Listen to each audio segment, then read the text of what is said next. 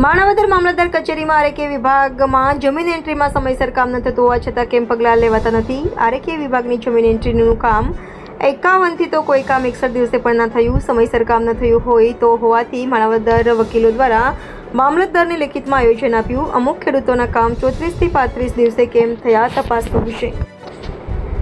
માણાવદર મામલતદાર કચેરીમાં વિવિધ બાબતોની જમીન એન્ટ્રીઓમાં પૈસા વગર કામ ન થતું હોવાની રજૂઆતો ઘણા સમયથી થઈ રહી છે. એવા છતાં તંત્ર દ્વારા કેમ પગલાં ભરાતા નથી? ત્યારે સમયસર કામ ન થતું હોવાથી આજરોજ માણાવદર મામલતદારને વકીલો દ્વારા આવેદનપત્ર આપીને યોગ્ય કાર્યવાહી કરવા રજૂઆત કરી છે. ત્યારે આરકે વિભાગના નાયબ મામલતદાર તાલુકાના ગામની જુદી જુદી જમીનની લેવેચ કે નામફેર નામકમી જેવા કામોની અરજી કરવામાં આવે છે, પરંતુ આવી અરજીમાં વાલા દવલાની નીતિ નાયબ મામલતદાર સુપર સનત પંડ્યા દ્વારા કરવામાં આવતી કામગીરી સામે ફરિયાદો ઉઠી છે.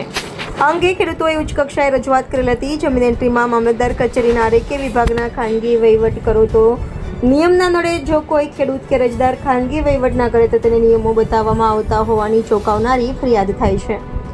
વાલા દવલાની નીતિ થાય છે વહીવટ કરો તો 34 થી 45 દી મંજૂર કરવામાં આવી છે, ત્યારે અમુક નોંધો 51 થી 61 દિવસે પણ થયેલ નથી થાય તેવી ફરિયાદો ઉઠી હતી. ઉલ્લેખનીય છે કે અગાઉ નાયબ મામલતદાર સુપર સનત પંડ્યા વિસાદર મુકામે ફરજ બજાવતા હતા, ત્યારે તેના પ્રાંત અધિકારીના હુકમની પણ અવગણના કરવામાં આવી હતી. ત્યારે આવા અધિકારીને તાત્કાલિક બદલી કરીને તેની તમામ મિલકતો તેમજ બેંક બેલેન્સ અને સ્થાવર મિલકતનું સર્ચ ઓપરેશન હાથ ધરવામાં આવે તો અધિકારીની પોલ ખુલી શકે તેમ છે.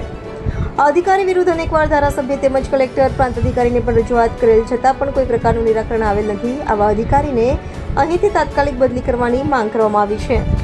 આ અંગે એડવોકેટ હાર્દિકભાઈ ગાથાએ જણાવ્યું હતું કે આરકે વિભાગના નાયબ મામલતદાર સુપર દ્વારા અનેક ભ્રષ્ટાચાર કરવામાં આવ્યા છે, ત્યારે આ અધિકારીની તપાસ કરીને બદલી કરવામાં નહીં આવે તો આગામી સમયમાં ગાંધી ચિંધ્યા માર્ગે આંદોલન કરવાની ફરજ પડશે.